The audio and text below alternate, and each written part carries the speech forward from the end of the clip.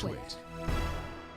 I think their setup is to ensure services remain online, but they're not expecting so many DNS queries off of a small amount of IP addresses, which is what NoIP does. It's a dynamic domain assignment company. In other words, they can take a pocket of IPs and share it among millions because not every single domain gets its own IP address. I want to throw this over to you, Curtis. Here's something that's bigger than just the NoIP debacle, and that is who's responsible for attacks that are launched from a particular piece of infrastructure. In other words, if I am a system administrator, if I run a corporation, and it turns out that someone was attacking server X from the IPs and the network that's under my control, is it my responsibility to quash that? And is it my legal responsibility to cover damages? Well, let me preface my answer to that by saying that I am not a lawyer. I do not play one on TWiT, but I think the answer is going to depend heavily on which jurisdiction you're in, and that's both one of the blessings and one of the problems with the internet. It runs across so doggone many domains, not just network domains, but political domains. It runs through every country, each of which has its own laws about how things are handled.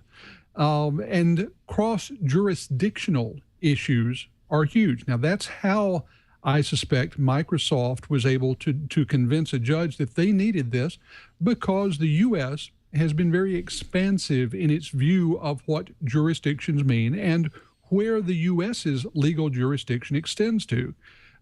Basically, if it is within the reach of the internet, it's part of our jurisdiction, is the way it all boils down. To me, the interesting thing is that Microsoft was able to do something that I suspect we're going to see a lot more of.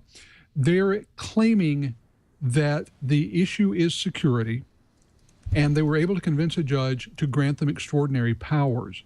In the past decade and a half, we have become a place where crying security opens all kinds of doors, even if the people who are doing the crying aren't really ready for what lies behind those doors. And that was the case here.